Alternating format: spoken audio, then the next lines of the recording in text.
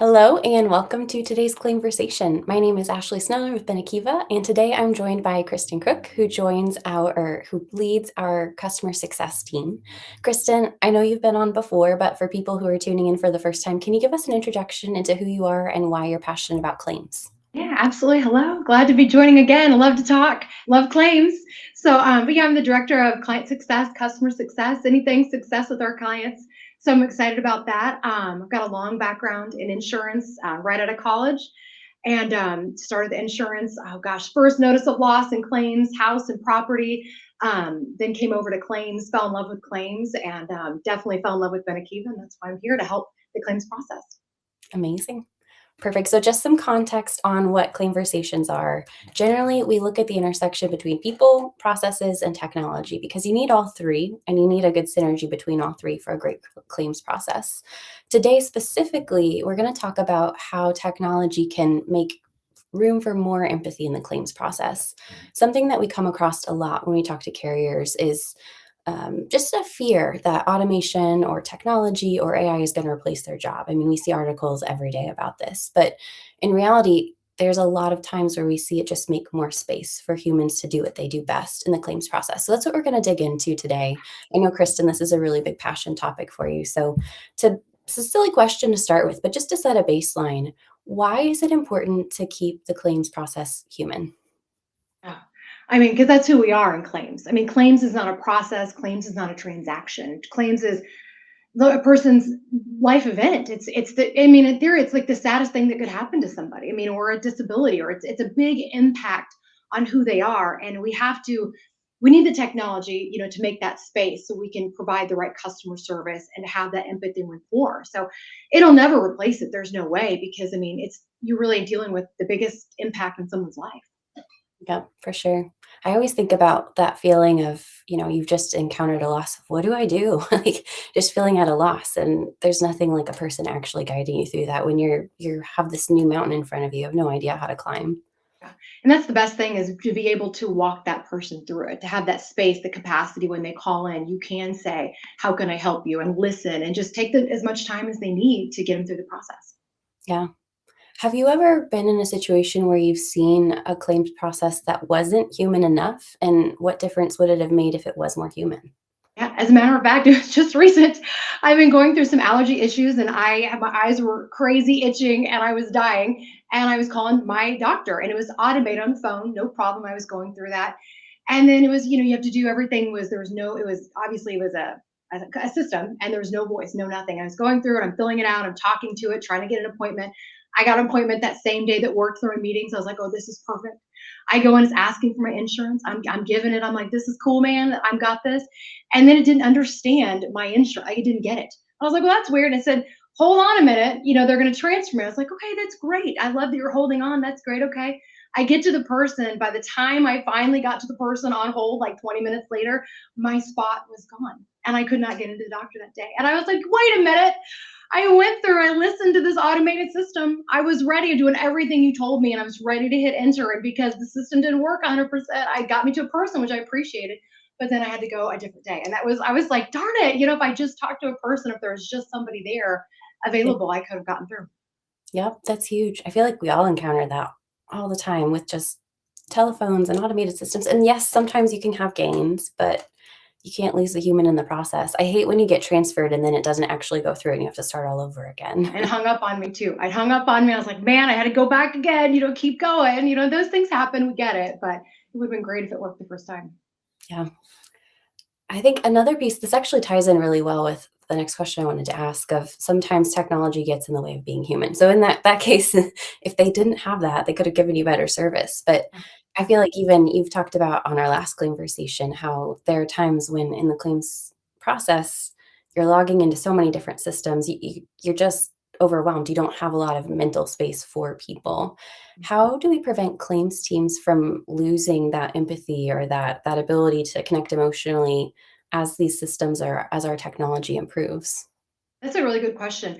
In theory, though, as the technology improves, it reduces the friction. It reduces all the stresses and the frustration for the examiners. I mean, in theory, that's what it should do. It's supposed to make it so we're quicker, we're faster. We don't have to do follow ups, it do interest, all the things that kind of get in the way, that maybe stress the examiner out, it's going to help them have a little more breathing time and room. When someone calls in, or if you need to call back out, you're actually ready for it. You're not frustrated. You're not upset, with yourself. You're not like have so many things going on, or 20 systems, going on your screen at a time. You're trying to dig through it. So you yourself are not frustrated. So then you allow the space for the person when they call in. You have that empathy. You have that rapport. And I think with claims too, is with leaders, you still have to instill that with them. Like, I mean, yeah, we get used to AI, we get used to different things, and that's a great thing. It's a great tool to help us.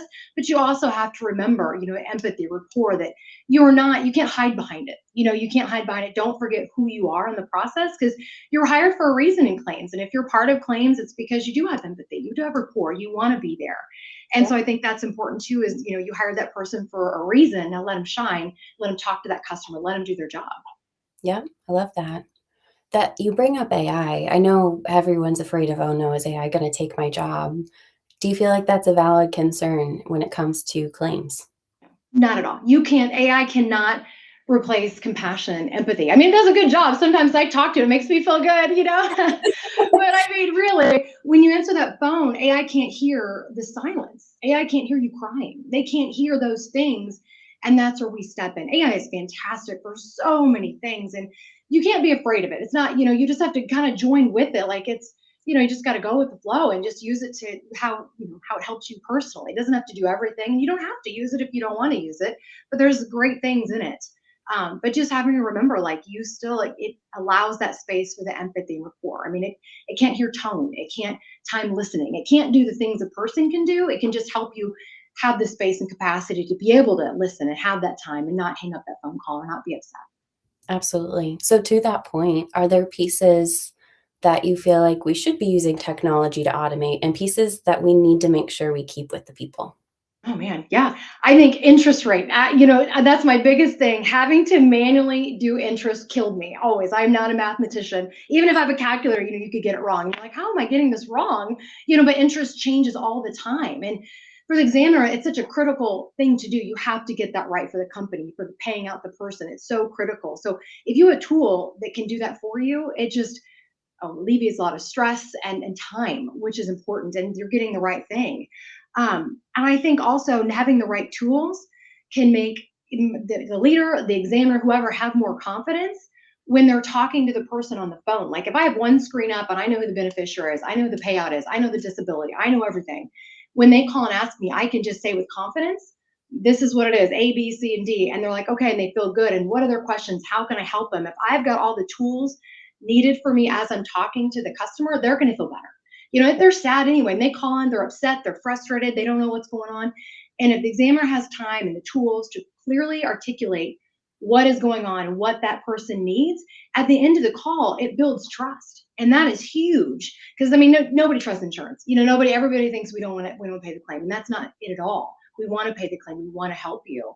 And if we can be confident in explaining that to the claimant, I mean, that's huge. And then that builds trust. And then they call back again. They're going to be maybe not, a little bit better. Like, hey, I'm going to call in. I'm going to get better information. I know they know what they're doing, and this is an easier process than I anticipated. Absolutely. Another one that comes to mind too, we've been privileged, we've been able to interview a lot of different examiners over the last couple of weeks and heard some really interesting stories, but there's a complexity piece that I don't think is ever going to be able to be replaced. Like, yes, you can automate a final expense or a pre-need policy. That's not too complicated. Generally, it's funeral homes. They don't need a lot of hand-holding. But you think about, some of these accident claims, which is such a complex space where every state's different. There's so much intricacy to it that you can never quite teach that. Like it takes years of experience to learn that. And that's not something that's easily automated. And so there's also like the complexity range of some things are easy and you don't lose any empathy in the process. Some things you're always going to need a person that has that investigative spirit. Oh, absolutely. And along that, it's like when the people that have been there for 20 years, they know you. How do you get that from their brain to somebody else? How do you get them to teach it? They need time.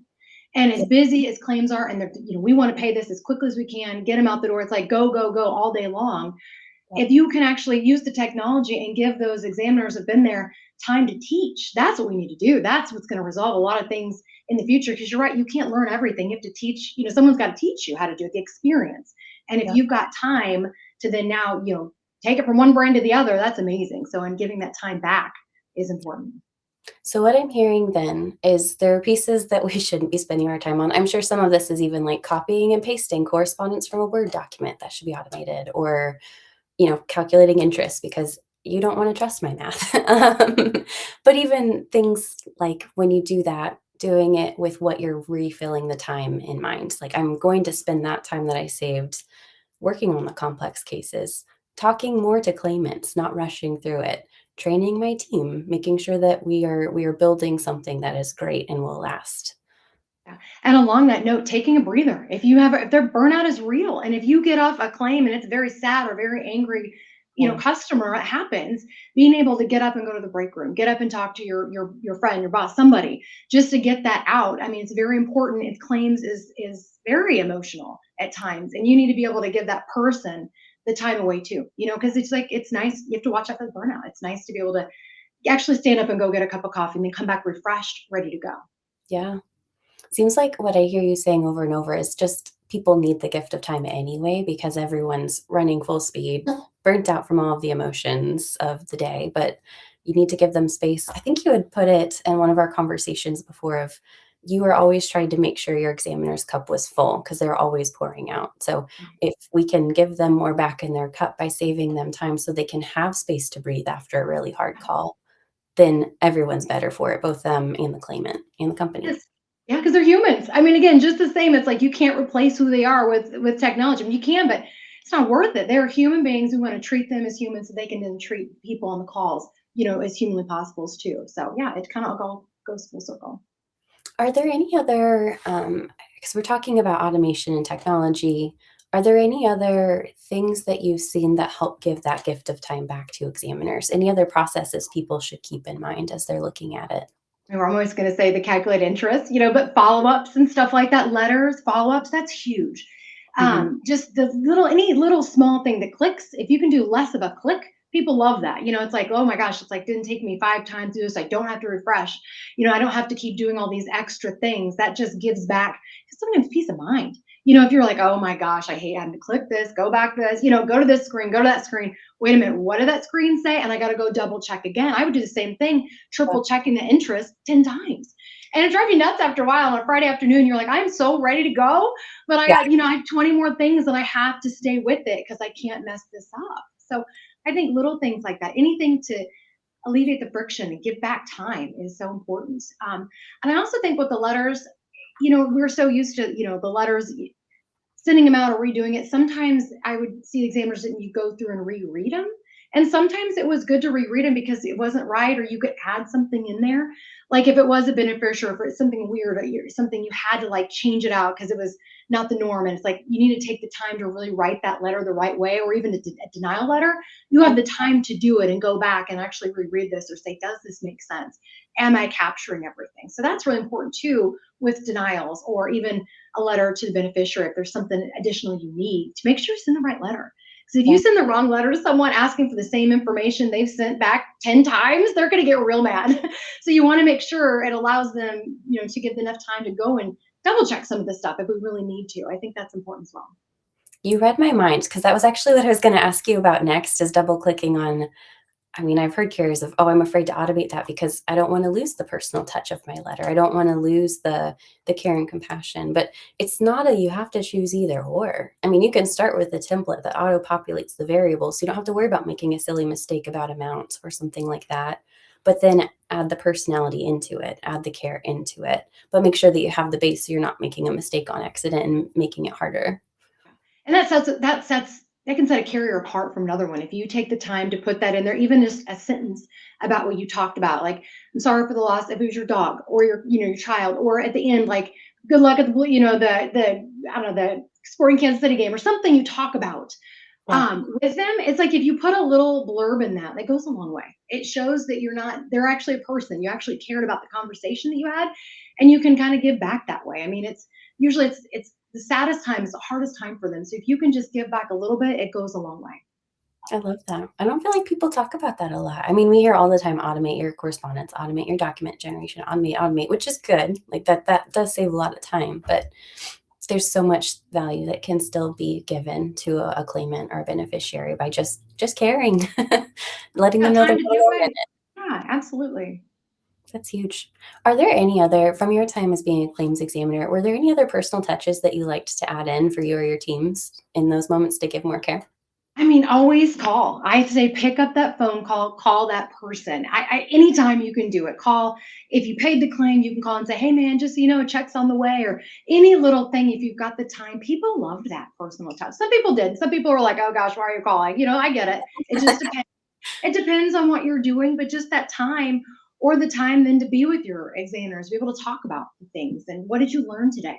What do we need to do different? Yeah, that was a good thing too, is like in your team meetings, your team huddles, they're actually paying attention because you give them time to pay attention, not like, oh, I got 25 claims I got to pay today. I got to get going. Do we have time for that, Kristen? We got to go. Like that's hard too. It's like you really want to make the time. Like it's okay for them to step away. It's okay for them to take a break because they're not coming back to a nightmare. Yeah, So that's important as well. that's huge. And it's so opposite of how some companies are, you can only be on the phone for a max of 9 minutes, but just check in when you can. And hopefully you have processes and technology that can give you that space so that you can make the extra call or take a minute before you make that call. Because sometimes people just need to get it out and talk about it, or they don't understand. I think that's the biggest thing. It's like we think everybody knows because we're in claims what life insurance is. I've had one time, bless her heart, I had the daughter call in and she said, "Hey, I need to make a life claim for my mom." And we're like, "Oh, we're so sorry to hear that. When she passed, just talking." And she's like, "What do you mean?"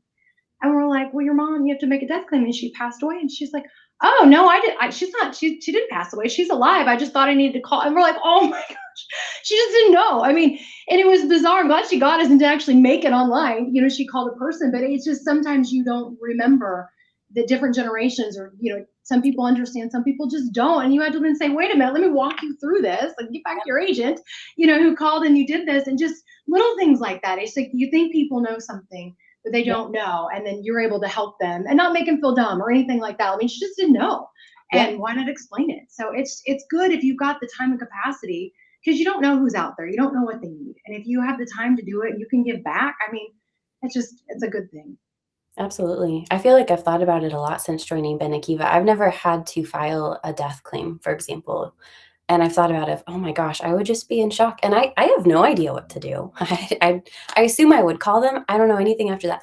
I've picked up since working here that, you need a death certificate or you need different things, but it's not something people talk about It generally in really our does. society. And so to have someone walking you through it really matters.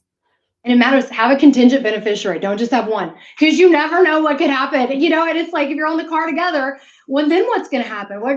That's something that's real life that made me think about in insurance. Like, who is my beneficiary? Then who's the contingent? And what happens here? It's the littlest things that it just seems so easy for someone in claims. You think everybody knows it, but some people really need advice and they don't have that beneficiary. I'm like, what are you going to do? They don't think about it. And you got to think about it. I mean, that's just our life. Yeah. Yeah. That makes a lot of sense. I think we've talked about a lot today and starting to come in for a landing. If you could wrap all of this up, if people were to take one thing away from this in terms of how do we use technology to enable empathy and not to remove it, what would you want carriers to hear today? We understand it. Like we understand, I mean, in Benekiva, like that's who we are. Like we understand claims and everybody here is within claims. And like once you're part of claims, you get it. Like we understand what it means to have the empathy rapport connection, but we also understand what it means to have the right technology to be able to help the examiners do their job. I think because we get it. I think that's the biggest thing is some people get it, they think they get it, and they want it all to be automated. And then you lose that touch, and then I missed my appointment and I had to wait 2 days to go in. My eyes were killing me. Little things like that. Or, it's you can get someone, on the phone and maybe the technology is not good and they're frustrated. So that's hard too. So it's like you really have to find the balance of getting the right tools and getting the right people in place to do it. So I mean, we get it, and you can make it work, and it should work beautifully. I mean, that's what technology is not there to eliminate people. It's there to help and enhance the people. It's there to, get away the friction and all the pain points. And then the person can really shine and help the customers. So that's really what we're here for, is to help those customers. Yep, absolutely. It doesn't have to be an either or. I That's true. Yeah, I love that. It doesn't have to be an either or. It really doesn't. love that. So last couple things. So just to keep it fun, we'll do the same rapid fire questions here. Just a We couple, just go. first thing on your brain. What is one manual task you're thrilled the AI could kill? I mean, I keep saying the interest. I know that stuff, but I'll just go AI in general spelling. I'm a terrible speller, and it's something that you have to really think about when you're talking to clients or people. You want to make sure you have punctuation. So I love that about AI. I mean, it's just little things that it can do for you that goes a long way. Yes, hopefully never misspell again. We work with an AI website builder, and it's been life-changing to have fewer It typos. really is. It really is. What is the biggest empathy killer in claims work today? Oh my gosh. I mean, the clicking, the friction. I think the friction's what it is. If you have a system, if you have eight, again, 10 pages up there, a system that doesn't work, you have to go back, you have to refresh. Those things that it just drives the examiners nuts. And rightfully so. It would drive me nuts too. I mean, anytime if any, things going up the spinning and stuff like that drives you nuts, you want it to work the right way. So that's what it does. So if you can get in there and eliminate the pain points and just the things you have to do manually, if you can just make it simple, a couple clicks go, you have all the right information there, so you're confident when you're talking to the claimant. I mean, those are all huge things. Yeah. Um, so that's, yeah, just having all those things that will eliminate the friction. You've got time. Yep. I was talking to a woman at a carrier the other day, and her whole role is just reducing clicks for examiners and for the funeral homes that they work with. Of why doesn't everybody have someone like Yeah, that? Man, that would make everybody's life so much easier if someone was always thinking about how to optimize it so you can just do your work and not have to worry that about would be so everything. nice. Yes. It's It's cool. amazing. Okay, Yeah. last one. What's one thing, I feel like you've already answered this, but what's one thing technology can't replace within claims? Man, people, us, compassion, empathy, that's the thing. It's just, it can't, I mean, that's the perfect thing. It's like, you don't want it to. And in my mind, my perfect world, you have people that care and you're in claims for a reason, and let them shine. Let them have that empathy rapport, connect and learn. I mean, that's what we want to do every day is, do the best you can. And anybody I feel that I've met in claims wants to be there. They love helping, they're learning, whether it's about annuities, disability, anything. I mean, you have so much to learn every single day. I don't think you could go to work in claims and not learn something new every day. There's always something, which is fascinating, and it's such a cool thing to be in. And you've got the time to do that. It's great, and then learn, and then be able to give to customers. Yep, absolutely. Couldn't have put it better. That's a perfect way to end the episode today. Thank you guys so much for joining our Claimversation today. Kristen, always lovely to have you. And until next time, we'll see you soon. Have a great rest of your day. Bye.